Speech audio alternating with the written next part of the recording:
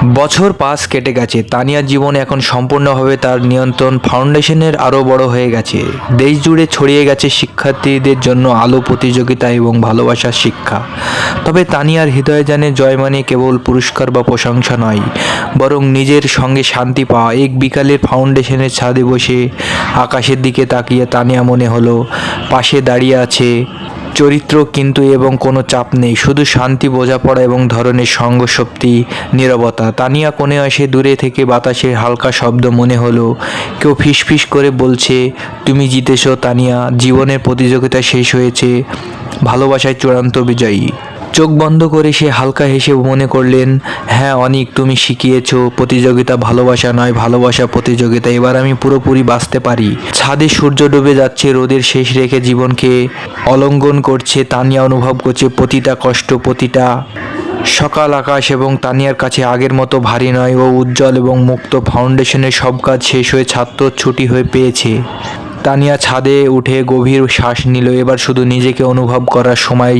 অরিত বলল যে পাশে বসে আছে, চোখে শান্তি, মুখে নিঃসন্দেহ হাসি।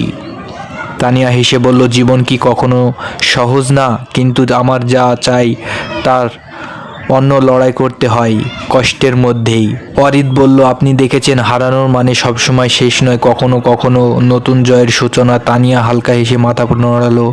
চাঁদ এখনো আকাশে, সূর্যের আলো আসছে, মৃদু আবহাওয়া। তার মানে হলো অনেক ঠিক পাশেই আছে। এক নীরব হাসি নিয়ে সে ডায়েরিতে লিখলো, আজ আমি নতুন সূর্যকে স্বাগতম জানালাম। প্রতিযোগিতা শেষ হয়েছে, কিন্তু ভালোবাসা চিরকাল। হার, জয়, কষ্ট, সুখ, স্মৃতি, নতুন সূচনা, সব মিলিয়ে জীবন। আমি জানি এই নতুন আলো, এই নতুন জীবন আমার। ছাদে বাতাস বইছে, শিশুরা দূর থেকে আসছে, পাখিরা উঠছে। তানিয়া চোখ বন্ধ করে অনুভব করলো জীবনের চূড়ান্ত বিজয়, মনে শান্তি, ভালোবাসা এবং নিজের সঙ্গে সঙ্গীত থাকা। নতুন সূর্য উঠছে, তানিয়া হাসছে। এবার জীবনের শুধু গল্প তার নয়, তার পড়েছে, শিখিয়েছে ভালোবাসতে তাদেরও।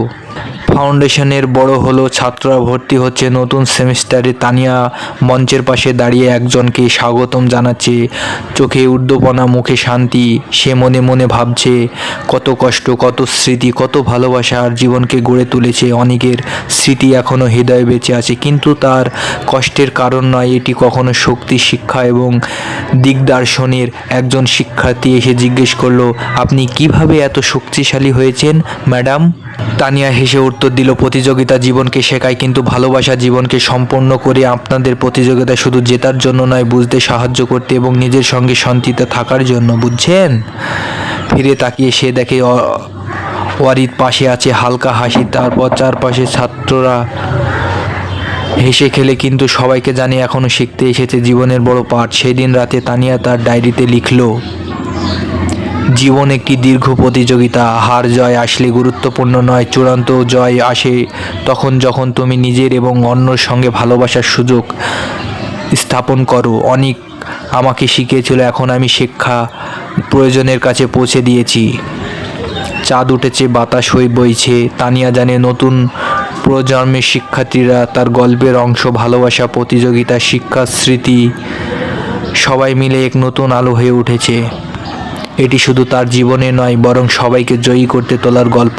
সকালে ফাউন্ডেশনের বারান্দায় থেকে দূর আকাশে সূর্য উঠিতেছে হচ্ছে। তানিয়া চা হাতে দাঁড়িয়ে আকাশের দিকে তাকিয়ে আছে। বছর ঘুরে গেছে, ছাত্রছাত্রীদের নতুন প্রজন্ম এসেছে, তার চারপাশে এখনও স্মৃতির ছায়া, তবে আরও কষ্টের নয়। একজন ছোট শিক্ষার্থীর কাছে এসে বললেন, ম্যাডাম, আপনি আপনাদের জন্য সবসময় কি শিখাচ্ছেন? তানিয়া সেই উত্তর দিল, প্রতিযোগিতা শেখার শক্তি, ভালোবাসা শেখার, জীবনের বাঁচাতে সবচেয়ে বড় জয় আসে তখন তুমি নিজের হৃদয়কে জানো, নিজের কষ্টকে গ্রহণ করো আর অন্যকে ভালোবাসো। অরিত পাশে দাঁড়িয়ে হেসে বলল, আপনি কি শুধু জিতেছেন তানিয়া, আপনি সবাইকে জেতার পথ দেখাচ্ছেন। তানিয়া চুপ থাকিয়ে আকাশের দিকে, একটি হালকা বাতাসে বইছে। মনে হলো অনেক পাশেই আছে।